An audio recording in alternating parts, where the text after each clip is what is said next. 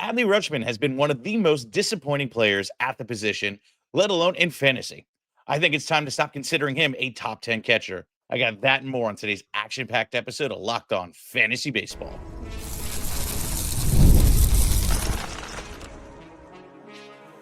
You are Locked On Fantasy Baseball, your daily fantasy baseball podcast. Part of the Locked On Podcast Network, your team every day.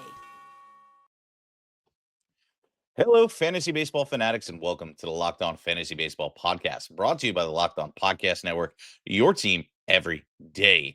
As always, we are your number one source for fantasy baseball knowledge, and thank you for making us your first listen each and every day. I'm your host, Matthew Ane. If you're watching on YouTube, make sure to hit that bell below to subscribe to the channel and give you a notification every time we drop a new episode. And if you're listening on Apple, Spotify, or wherever you're getting that audio source from, make sure to subscribe, leave a 5-star rating, and a review. It really helps out the show. Today's episode is brought to you by FanDuel. Right now, new customers can bet $5, and if your bet wins, you'll get $300 in bonus bets to use across the app. Download the app today. I got a great show for you today, and I'm covering a lot of players on the Orioles, and we're going to be reviewing what their outlooks are for 2026 in regards to fantasy. You know, are they worth a first-round pick? Are they even worth drafting at all? And is some pitchers actually going to be some serious options here that we might catch at a value? We'll find out that on today's episode. Let's kick it in with Gunnar Henderson, who did have a disappointing season. Now, Gunnar did start off the season with an injury. He was dealing with an intercostal strain. It's a rib muscle strain essentially, and he sustained it early in spring training. Obviously, missed most of spring and came back after missing not a couple games. Right. Gunnar went on to play the rest of the season. Played 154 games at 577 at bats, 85 runs, 34 doubles, five ribs, 17 bombs, 68 ribs, 30 stolen bases, batted 274. So as a whole, there's some disappointments and there's some happiness, right? And the disappointment is obviously in the power category. Gunnar over the last 2 years, 23 and 24, he had literally 28 home runs in 23 and 37 home runs in 24, along with 21 stolen bases in his last season. He was showing to be a true first-round talent. Now we get into this year, and it's kind of a little bit different case. The stolen base numbers obviously hit a career high so far in the bigs, but the power did take a zap. The batting average actually wasn't bad, making good contact. The OPS was at a 787, which is not as good as the past 2 years, but still solid. Now, we look at what's going on with Gunnar Henderson, and, are we going to see a first-round value for him? Is he actually worth it? Well, let's get into it. Well, Gunnar Henderson obviously crushes the ball. 89th percentile in terms of average exit velocity at 92.1 miles per hour. He creates hard contact nearly 50% of the time at 49.2%. And this is just this year.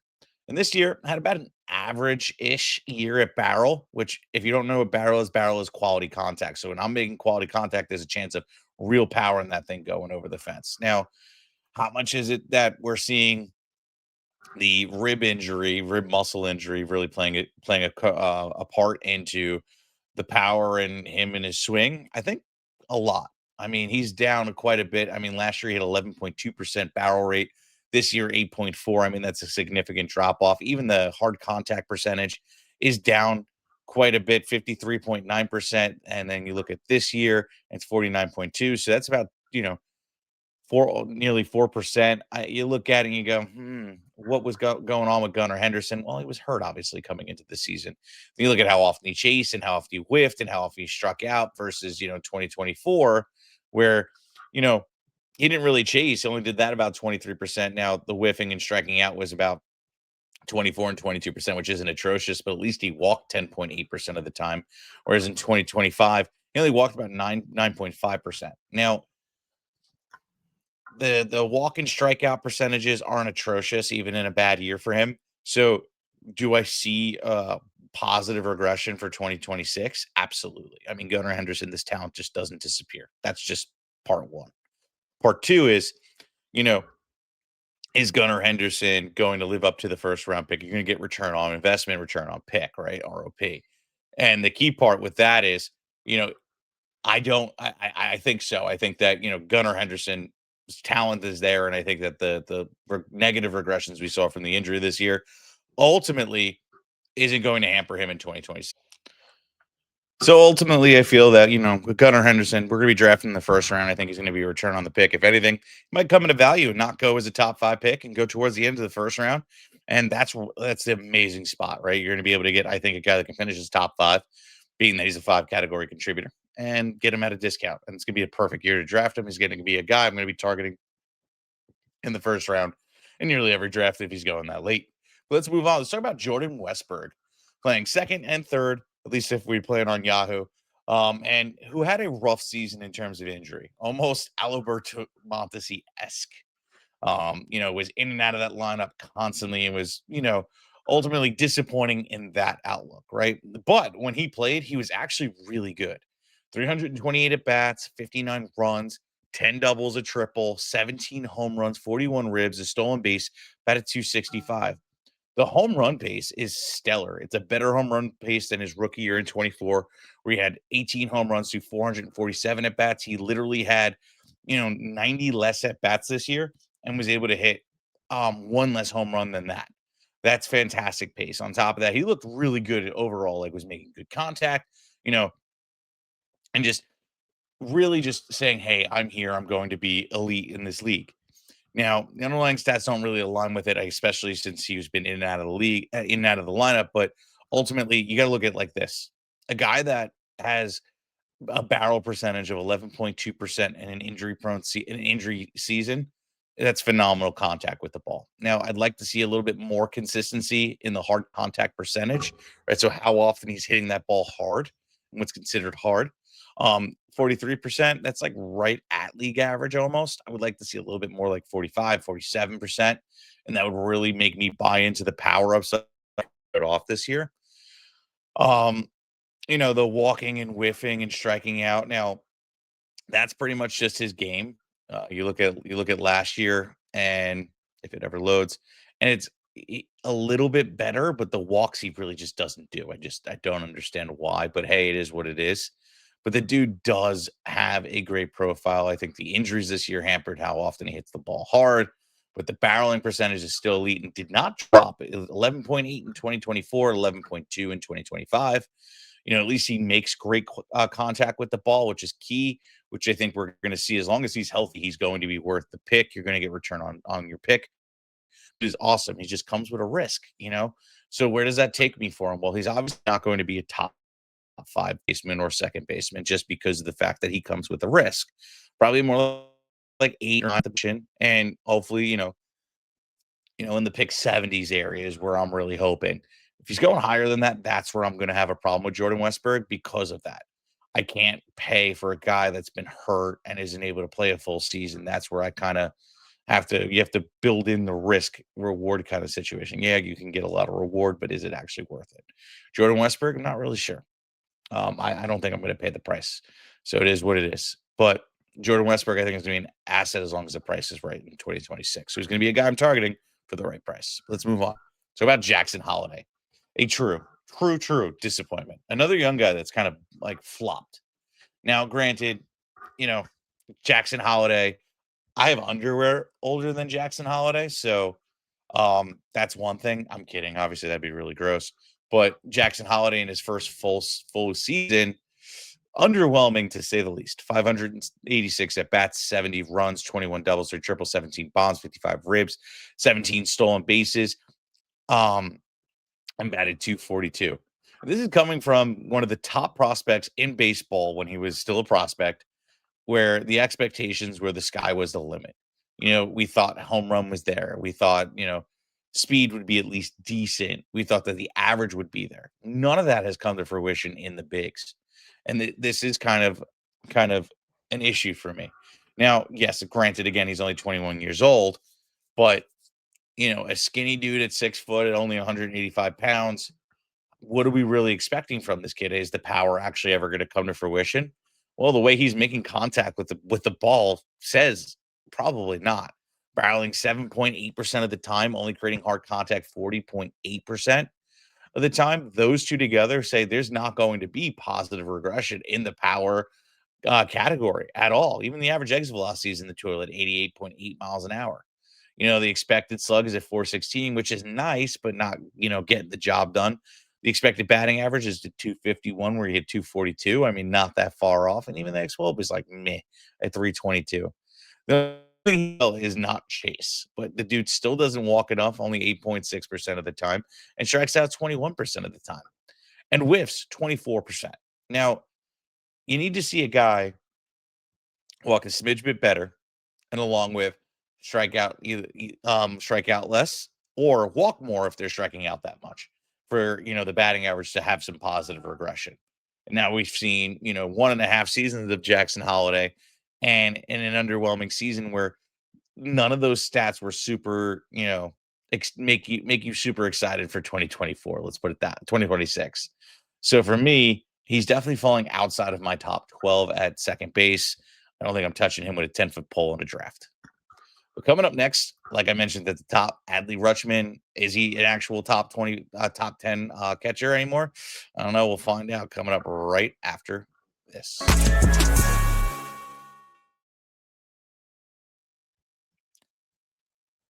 Most people can't name all their financial accounts or even their worth, whether it's 401ks, properties, or investments. And when you don't have the full picture, you can end up leaving money on the table, which I always hate.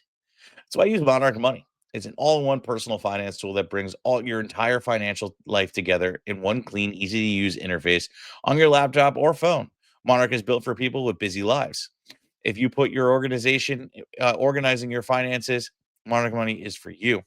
Monarch does the heavy lifting for you. You can, link your accounts in minutes and set clear data visuals, get smarter categorization of your spending, and finally a feel and control for your money without ever touching a spreadsheet. You can identify that you aren't saving as much money as you thought. Monarch helps you notice insufficient investments, allocations, and discover forgotten 401ks from past jobs. Don't let financial opportunities slip through the cracks. Use the code locked on MLB, uh, MLB at monarchmoney.com in your browser, or for half off your first year. That's 50% off your first year at monarchmoney.com with the code locked on MLB.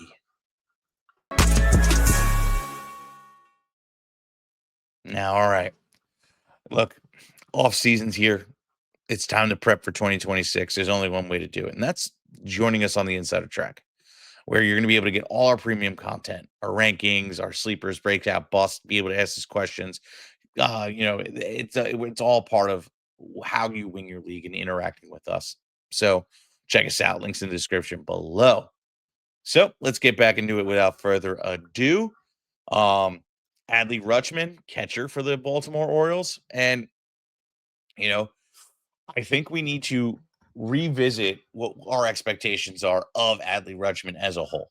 On top of that, Dom and I are a proponent of drafting catchers late because of cases like Adley Rutchman, where you spend a top 30, top 40, top 50 pick on a catcher that isn't going to produce more than a player at a different position. Now, look, in football where you only start two running backs, a quarterback, two wide receivers, and then a flex and a kicker in defense, having that single position eligibility, like advantage, yeah, that's nice. But when you're starting legit, four and at minimum another three outfielders plus two UTs, yeah, I don't care about my catcher, even in a two catcher league. I'll get a good top 10 catcher, but I ain't spending up. I'll get the 10th or the 12th and then snap around and get the 14th or the 24th. I don't care. And the reason being is they aren't going to outproduce guys at first and third and etc. They just don't do it. And Adley Rutchman, he was supposed to be the Buster Posey, the new guy that's supposed to be this amazing talent at the position and be a fantasy god for you. But unfortunately, we haven't seen it. 2023, we got like a little bit of a taste for it with 588 bats, 84 runs, 31 doubles, and 20 home runs and 80 ribs, batting 277. But since that season, 19 home runs, which is nice, but batting 250 and 68 runs, significant drop off in the runs. And then we followed up in 2025. hurt, of course, and the pace was nothing in comparison. Okay. 9 home runs, on pace for maybe 17, 16 home runs, and batting 220. And I understand injuries and things like that, but still, even with that, he's still just not good for fantasy at this point until he says otherwise. I'm not touching Adley Rutchman whatsoever in a redraft at all. I'm not touching him in a keeper league. Now, what's the difference between a keeper and a dynasty? Ultimately, a dynasty, you keep your whole roster, keep you only keep so many. I'm not touching them in those. Dynasty, I'm probably looking to move him, and I'm probably going to get good value for him because somebody's still going to hold out hope that this kid is one day going to break out. And I'm going to ask for a haul, and I'm going to do it because I don't think that he's going to return on my investment with Adley Rutchman. And again, it's time to start reevaluating what catcher position looks like for fantasy. No catcher that was drafted in the top 100 returned on their draft pick at all. So therefore, I want nothing to do with the position until outside of pick 100. I'm done. But let's move on. Let's talk about Samuel Basalo of the another catcher / like first baseman for the Orioles. And Basalo was called up at the end of the year, and I like Basalo. Basalo was a phenomenal hitting prospect. Stands at 6'4", 180 pounds. Now a little skinny for my taste, but still a guy that packs a punch. In the minors, this kid crushed the ball, like crushed it. He was a top 12 prospect going in before getting the call up, and before he got the call, was mutilating AAA. 270 at bats, 49 runs, 17 doubles, 23 home runs, 67 ribs, batted 270. And dude walks 44 walks and 76 strikeouts. Like, I mean, shoot, even his OPS was a 966 in the minors, like was looking real stout. And then he gets the call, and obviously, you have a little bit of rookie struggles, which to be expected. Games under his belt. Like, yeah, I've seen this story a million times, but there's some positive takeaways from this though. 4 home runs in that time through 109 at bats. You know, 10 runs, 6 doubles. That's a really nice number in that short stint, especially your first licks at bigs. Now, obviously, the walking and the strikeouts are, a little bit more very higher or have higher variables between the two because he's getting adjusted to the bigs, and big league pitching is obviously a giant step up. But ultimately, like, I think Basalo is going to handle it just fine. Guy barrels about like 9% of the time, which is actually pretty solid. And again, short stint, creates hard contact 43% of the time, which again, I think we would have got a little bit more out of him, like 250 at bats. We would have saw some drastic improvements. And, I think that we're going to see just better days from him in general. Dude is known for plate discipline, is able to keep the pitcher pitching and get a walk and get on base. And that's what I think Basalo is going to bring into the new year. And he's the guy I'm going to be targeting later in drafts. They're going to be at the catcher position that I think we're going to be able to take advantage of that. So as long as the platform you're playing on has him as catcher, I'm going to be trying to draft him. But either way, I think he's going to be stellar next year. But let's move on. Let's switch over to some pitching. Trevor Rogers, starting pitcher for the Baltimore Orioles, obviously came out of nowhere, absolutely nowhere. I will tell you this. I was a big fan of him when he was just coming up and then, had that electric season in 21. And then we haven't heard a thing from him in 4 years. Been atrocious, 5.47 ERA, 4.42 ERA. And then this year, a 1.81 ERA through 18 starts, 109 innings, 103 strikeouts, and a whip of 0.90. Fantastic. The FIP is supporting it. He had a 282 FIP. Looked fantastic with that. Even the expected ERA again with him was right on there at 3.34. Obviously, significantly higher, about 2 runs higher, but still, I think a solid base point. Even if he would have finished with that, I'd still be super impressed. He was getting stellar movement on all his pitches. Really just cranking it out there, getting guys to chase, getting guys to whiff, striking out guys 24.3% of the time, only walking guys 6.9% of the time, and not really allowing guys to get quality contact on the ball. Only 7.6% of the time guys were barreling. The only thing I didn't like was the fact that they were creating hard contact against him, 48.4, but at least he's preventing quality contact to go with it. that's how you make up for that difference. And then he's producing ground balls at a 46.4% at the time. Honestly, the ground ball numbers with the suppression of quality contact and the rate that he strike out guys and not walk guys makes this makes the expected ERA, I think, believable and obtainable for Trevor Rogers going into 2026. But I'm not willing to pay the premium because of everything we've seen in the past and not being able to keep up with that draft price. So it's going to make me hesitant in those regards, right? We've been burned before, but he's still only 27, so there's definitely some upside, but I don't know really where I'm going to feel comfortable. He might end up being a bust because I think there's going to be an overreaction to his performance in 2025. But coming up next, we're going to be talking about Kyle Bradish, and I'll continue on Rogers on the other side of this break. But Kyle Bradish and Grayson Rodriguez, what to do, what to expect, all coming up next.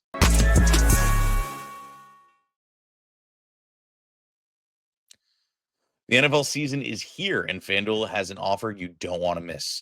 Right now, new customers can bet $5 and get $300 in bonus bets if you win. Right now, pick a bet, put down $5, and if it hits, you'll unlock $300 in bonus bets to use across the app. I love FanDuel. It gives me so many ways to play. I build parlays, try player props, and even follow live lines during a game. It makes watching football even more exciting when you betting on the action. Whether you're a casual fan or loving to diving into deep stats, FanDuel makes the game day experience so much better.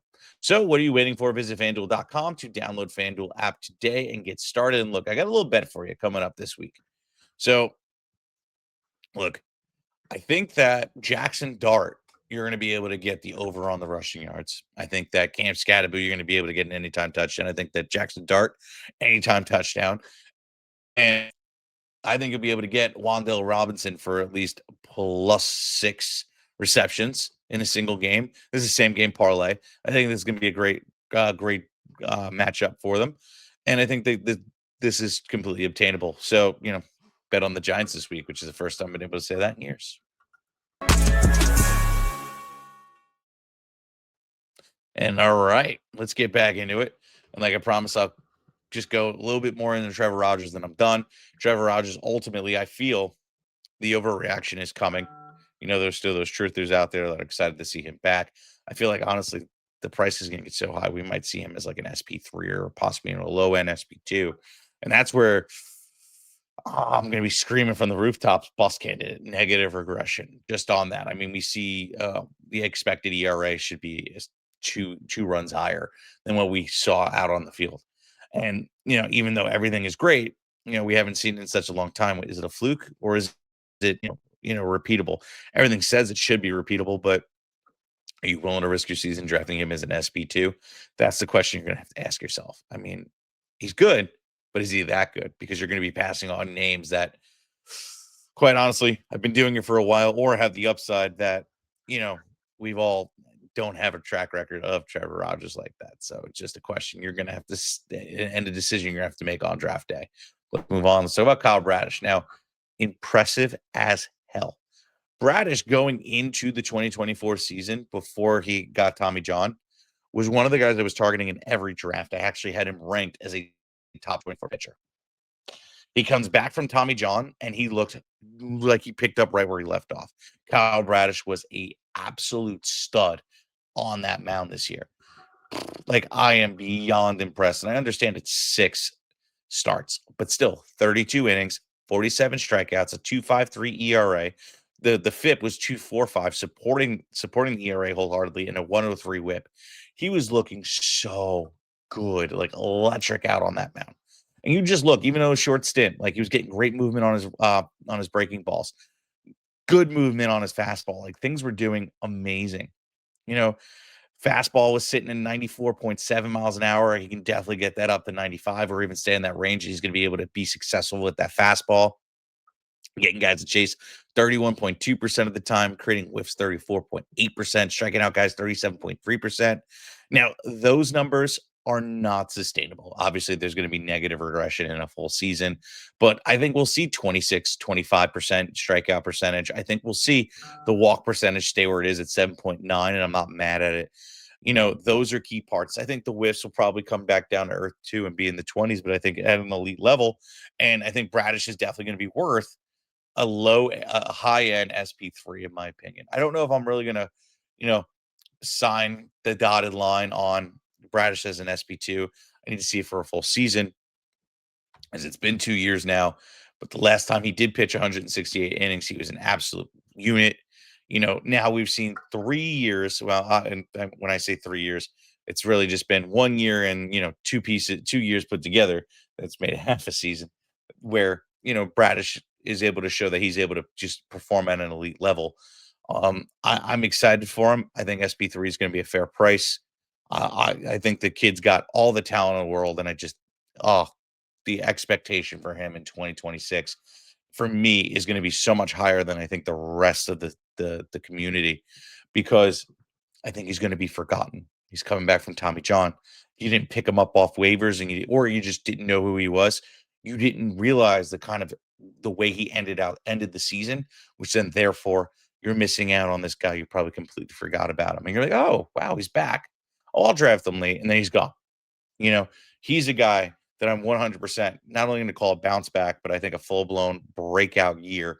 We're going to see a career year and something special. I like Kyle Bradish for 26 wholeheartedly. Super excited to draft him. But let's move on. So about Grayson Rodriguez. Now, he had a season-ending issues. Obviously was dealing with the shoulder, I believe the shoulder injury. Let me just double check that.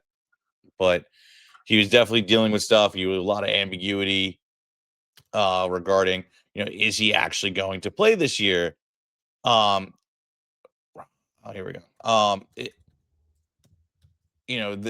What's going on? And going into the season, you're just like, oh, this just sounds fishy. But of course, it is what it is.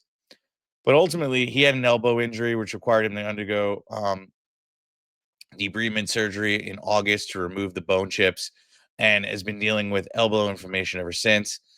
So we're looking at this. He's expected to be on track to return in 2026 and be ready for spring training.